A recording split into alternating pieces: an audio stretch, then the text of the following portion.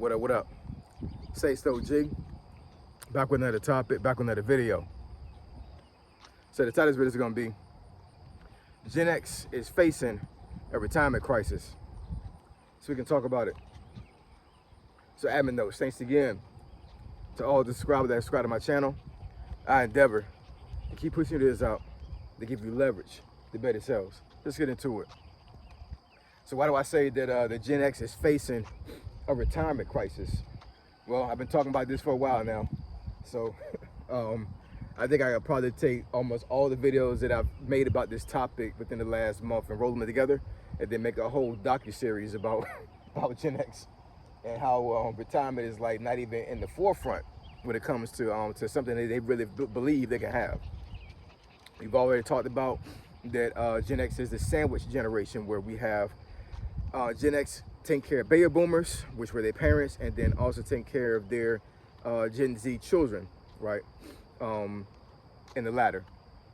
And that's one of the main reasons why Gen X is in a severe retirement crisis. Also, we are the first generation to be basically the guinea pigs of 401ks, 403bs, and some of these other types of retirement engines. And I think, honestly, I think that a lot of Gen Xers, at least the earlier Gen Xers, probably didn't have a lot of knowledge about how 401ks worked. You have a lot of Gen Xers that actually have pulled from their 401ks because of, you know, the dot-com bubble, the 2008 crisis, all these other things, whatever. So we're trying to build wealth during this time, but we are allowed to dip into the 401k to save us. And in turn, you know, we get hit with all these taxes when we actually pull from our 401ks. Now we're taking away from the financial growth of that 401k. So, you know, I'm pretty sure some Gen Xers, some of the older Gen Xers, you know, that are like in they late 50s and early 60s, had they not touched their 401k, they could probably be sitting on about almost like 1.5 or 2 million right now. But some of them are barely sitting on $500,000, if not less than that, because they had to dip into it. So yeah, man, it's crazy to think that my generation is going to be a generation that is basically going to be working till they like almost until they pass away from me. You know what I'm saying? Into their 70s and 80s and 90s. But we can't retire, man.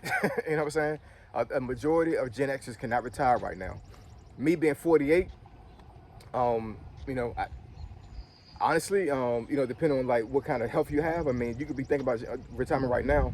For myself, I'm not thinking about that too much. I mean, if I could retire right now, I would. Don't get it twisted. You know what I'm saying? I would retire right now if I could.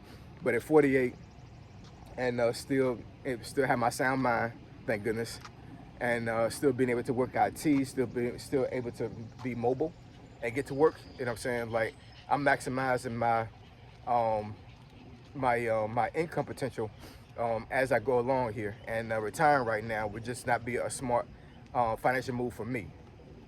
55, I was definitely want to retire by that time, but as of right now, I'm not. Now I want to make as much money as I can right now, but you know, some of the older Gen Xers, yeah, man, this economy is crazy. This K-shaped economy is crazy right now. So, you know, a lot of Gen Xers are being laid off, furloughed, or fired, or terminated, however you want to call it, and they're not able to get back to the financial position that was in before when they had their job before. So, I mean, you still got folks right now that were furloughed last year in 2025 and still don't got a job yet. I found out one of my brother-in-law's uncles, stand-up guy, met him, I want to say almost 3 years ago now. I've been knowing my brother-in-law since high school, but when he got married to my sister-in-law, you know, I didn't know his uncle lived in this area. So he got a nice house, man. Nice house, a couple miles from here. Basically, he has an estate. So he has a huge home. Home sits on like 5 acres. You know what I'm saying? He got a little bit of change in his pocket. Retired military like me, but he's a retired officer. He made it all the way to lieutenant colonel. And his wife was in the Army too. She's a retired officer. So you can imagine what they're getting. You know what I'm saying? So he's a retired lieutenant colonel. I think she made lieutenant colonel as well. So you got 2 individuals that there are 2 retired colonels, lieutenant colonels, She works and he works, right? So they got retirement check coming in, they might have disability coming in, and they have their active income coming in. So once I realized that they were in that position, I was like, oh, this is the reason why he got this house in this land, because they're making some bank right now, especially in this area. This area is pretty expensive. But anyways, long story short, I found out, what's the day, Tuesday? Yeah, today's Tuesday. My brother-in-law came over to carpet clean my mother-in-law's carpet in the basement on Sunday. So we're sitting there, talking or whatever as I'm driving, and he's like, yeah, my uncle, he told me well, actually, I'm sorry, I got into the conversation about me being furloughed last year, and he said, you know what, man? He said, yeah, he said, my uncle told me he got furloughed back in December, didn't even tell anybody. I'm like, what? And I knew what kind of job he had too. He had a pretty good government job. Wasn't contracting. He actually was a government civilian, and his uncle got to be at least about 65, something like that. So he got furloughed. Now I'm pretty sure that he was probably going to try to make it to 67 and maximize his money potential, but they basically told me, yeah, he got to go. So they pretty much. I'm not saying this is true, but I mean, looking at how government civilians have been laid off over the last month. I mean, not over the last month, over the last year. They pretty much purged them. They pretty much like forced them out. Probably they probably gave him a service package with like whatever, like, hey, we don't need a service anymore. Here go a severance.